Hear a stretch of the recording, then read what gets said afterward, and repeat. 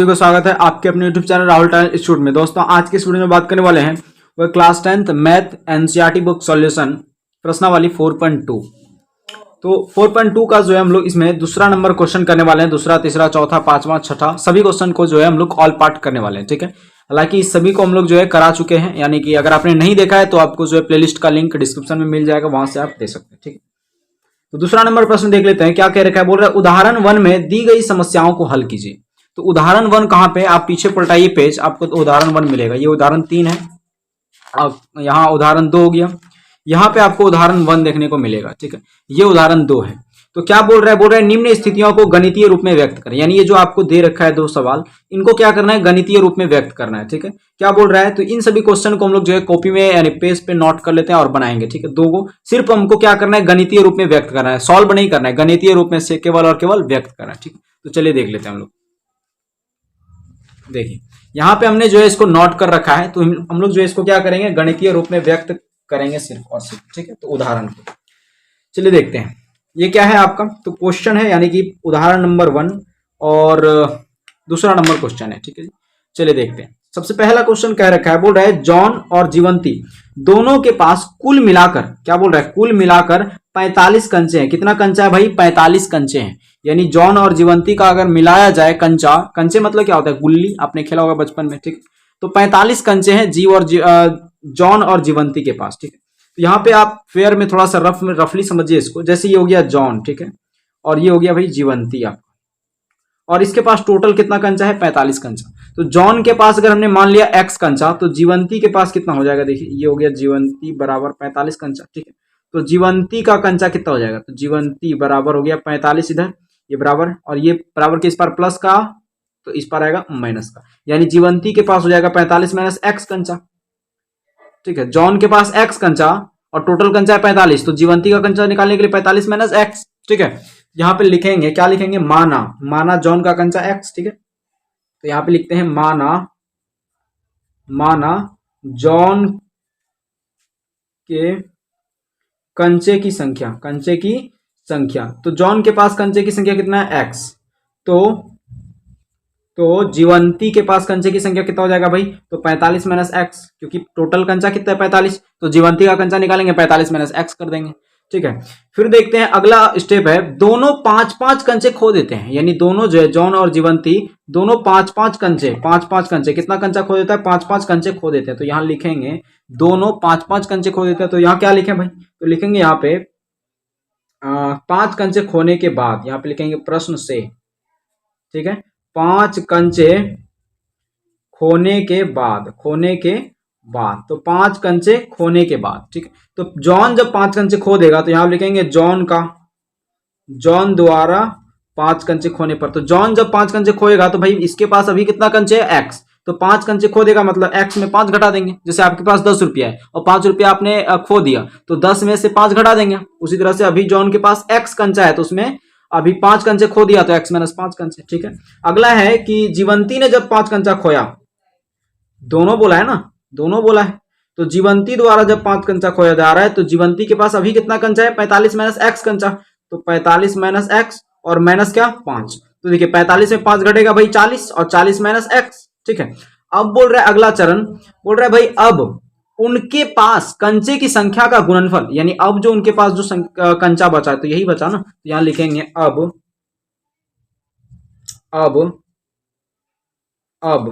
उनके पास जो संख्या बचा, यानी कि जो कंचे बचा वो क्या बचा, x माइनस 5 और 40 माइनस एक्स, और उसका गुणनफल, यानी इसका गुणनफल जो है वो कितना दे रखा है, बोल रहा है 124 है। कितना है, 124 है। तो इसका देखिए निकालेंगे अब इसको, तो x गुणा यहाँ पे कितना करेंगे, देखिए इसका गुणा इसके साथ करेंगे, यानी सिंपल सा निकल जाएगा। तो 40 गुणा x, तो 40x। ठीक है, फिर यहाँ पे देखिए x गुणा इसके साथ करेंगे, तो x स्क्वायर, 40 गुणा x 40x। ठीक है, और x गुणा x करेंगे x स्क्वायर, तो प्लस माइनस माइनस हो गया यहाँ पे।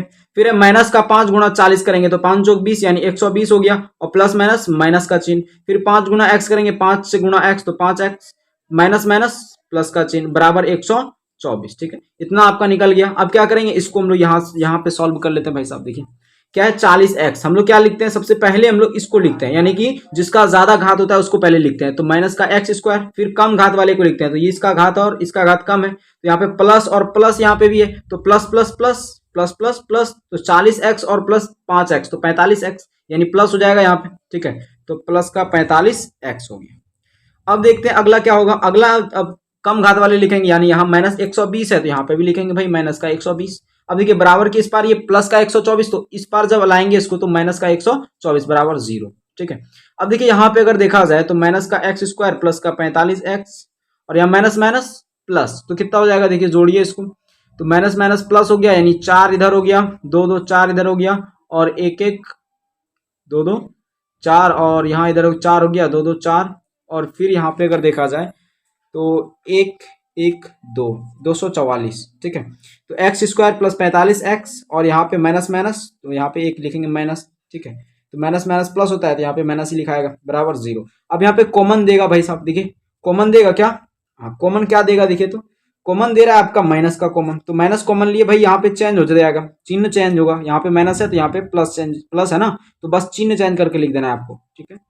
यहाँ माइनस है तो यहाँ लिखेंगे प्लस बराबर 0। अब ये माइनस उस पार चला जाएगा तो 0 में तो माइनस का कोई वैल्यू नहीं होता है, 45x प्लस 244 बराबर 0। ये आपका क्या निकल गया, तो ये आपका आंसर निकल गया, यानी गणितीय रूप में व्यक्त हो गया, ठीक है। तो हम लोग देख लेते हैं यहाँ पे आंसर दिया गया है क्या, यही देखिए क्या है, एक्स स्क्वायर माइनस का 45 है, देखिए एक्स स्क्वायर माइनस का 45x प्लस का 324, सॉरी यहाँ पे थोड़ा सा मिस हुआ होगा, 45x प्लस 324 निकला है, तो 324 यहाँ पे निकला है भाई साहब, देखिए 324 है ना, 2 2 4 इधर मिस किए हैं लगता है शायद कहीं पे, 124 है क्वेश्चन में, देखिए 124 ठीक तो है, 124 इधर हो गया है। गुणा करने में थोड़ा सा यहाँ पे मिस्टर टर्निंग हुआ है, 5 चौके 20, 200 होगा यार, देखिए 5 चौक 20, तो यहाँ पे 200 होगा ना, 200, ठीक है, तो 200 हो गया तो 324 हो जाएगा, 100 बढ़ेगा यहाँ पे, ठीक है, यहाँ पे 324 हो जाएगा, कितना हो जाएगा 324, ठीक 324 याद रखिएगा इतना, ठीक है। यहाँ पे कितना होगा तो 200 होगा यहाँ पे भाई 200, और यहाँ पे निकलेगा 324, ठीक, इतना आपको सही कर लेना है। यहाँ तक हमने जो है क्या कर लिया, कवर कर लिया इसको, ठीक है।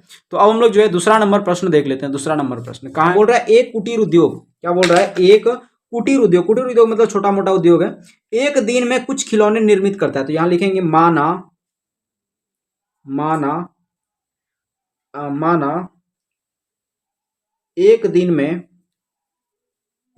में निर्मित खिलौने की संख्या, निर्मित खिलौने की संख्या, ठीक है।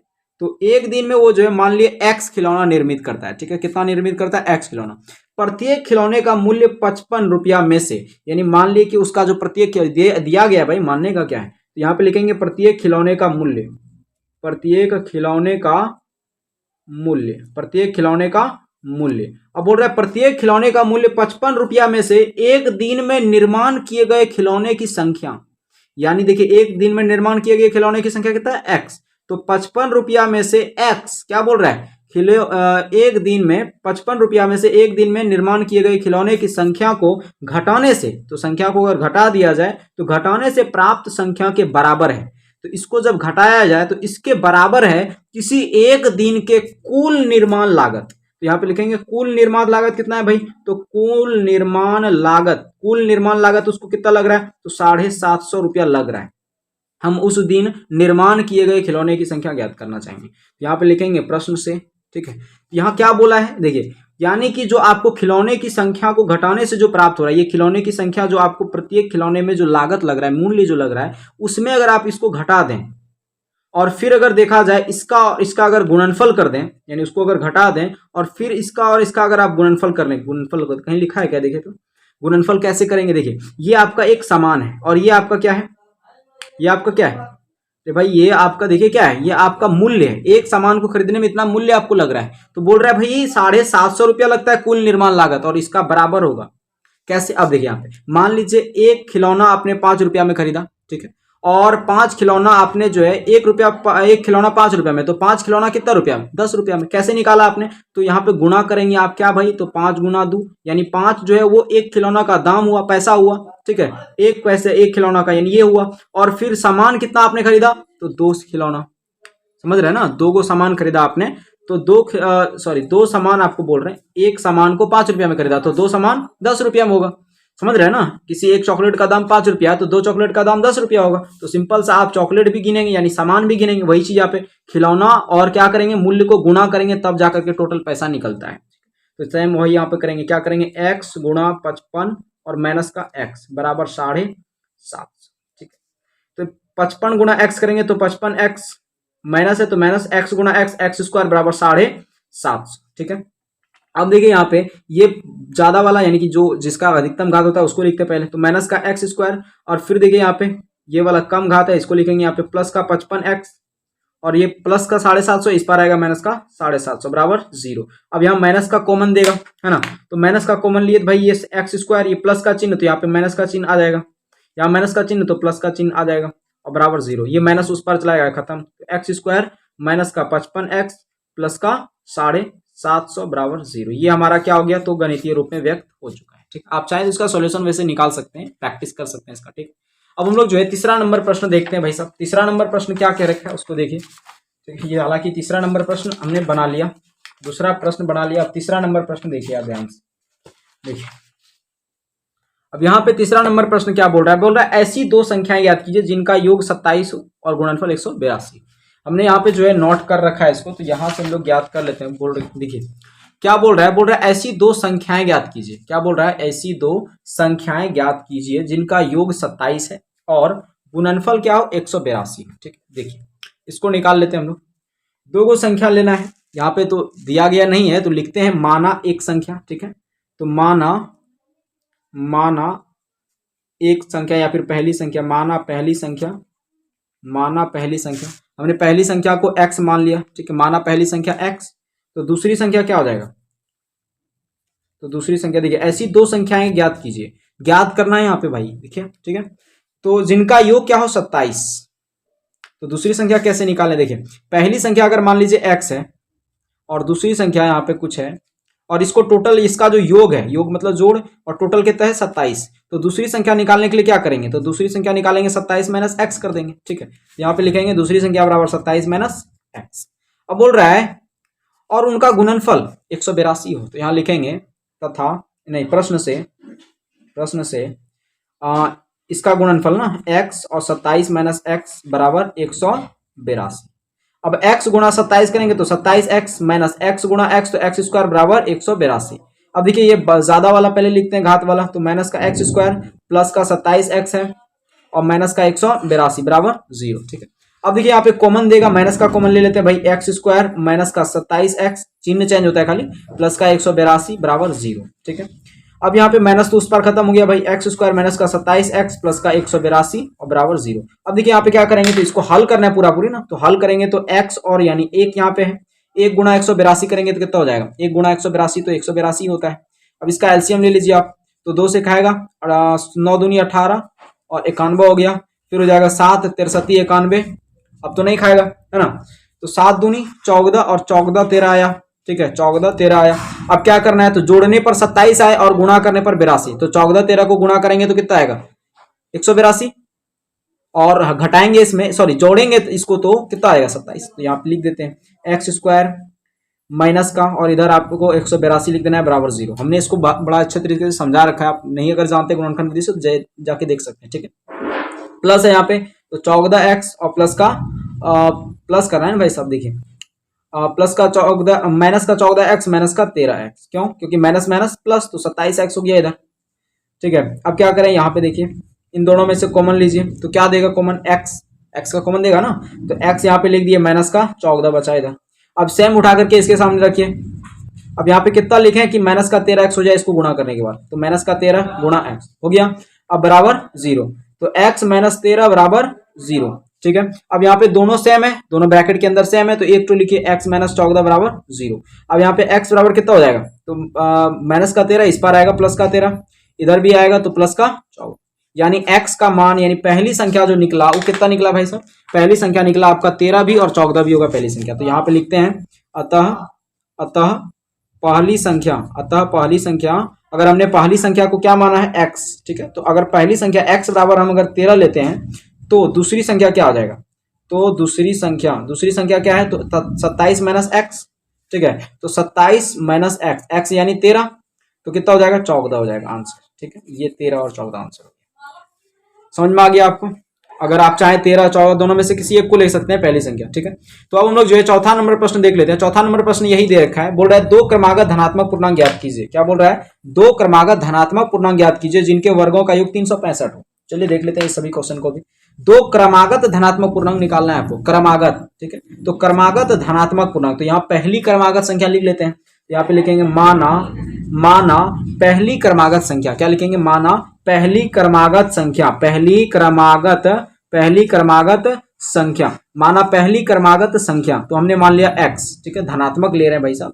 पहली क्रमागत यहाँ पे लिखिए पॉजिटिव, ठीक है, धनात्मक संख्या आपको लिखना है, ठीक है।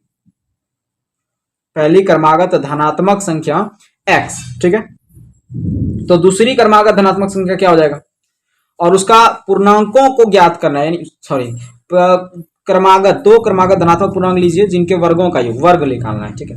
तो पहली संख्या अगर हम यहाँ पे कुछ x लेते हैं, ठीक है, पहली संख्या x, तो दूसरी संख्या क्या हो जाएगा, तो दूसरी संख्या सिंपल सा है भाई, क्रमागत बोला है, यानी क्रमागत यानी क्रम बढ़ेगा, x के बाद एक, यानी x+1, x+2, x+3, x+4, ऐसे क्रम से चलेगा ना, यानी एक एक करके बढ़ेगा। क्रमागत का मतलब क्या, जैसे आपका उम्र अभी 16 साल है, तो इसमें क्रम के हिसाब से बढ़ेगा कि नहीं, 1 2 3, क्रमागत का मतलब यही हुआ, ठीक है। तो वही चीज यहाँ पे है, तो दूसरी संख्या ये हो गया। इसके वर्गों का योग 365 है, तो यहाँ लिखेंगे प्रश्न से वर्गों का योग बोला है, यानी x का वर्ग, और योग बोला है यानी प्लस x+1 का वर्ग, बराबर कितना है, 365। तो x का वर्ग x², और यहाँ पे a+b का होल स्क्वायर जैसा है, तो a² + b² + 2ab, ठीक है, बराबर 365।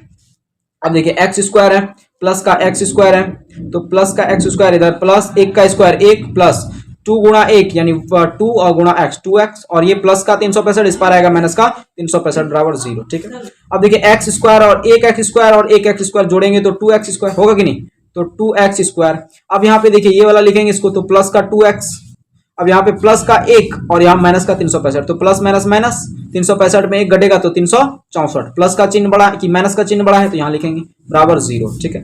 अब क्या करें, तो भाई ये तो निकल गया, लेकिन 2 का कॉमन इसमें दे रहा है, तो 2 का कॉमन ले लेते हैं। तो 2 का कॉमन दिया तो यहाँ पे 2 गायब है, तो x² प्लस का चिन्ह, तो भाई चिन्ह तो नहीं लिए हैं यहाँ पे, माइनस का 300, सॉरी ये तो 2 गायब हो जाएगा ना, क्योंकि कॉमन लिए हैं। तो यहाँ पे देखिए 18 दूना 36, 18 दूना 36 और 2 दूना 4, 182 आ जाएगा बराबर 0। ये 2 जो है यहाँ पे गुणा में, इस पर जाएगा भाग में, तो खत्म हो जाएगा, क्योंकि 2 से 0 में भाग लग जाएगा, 0।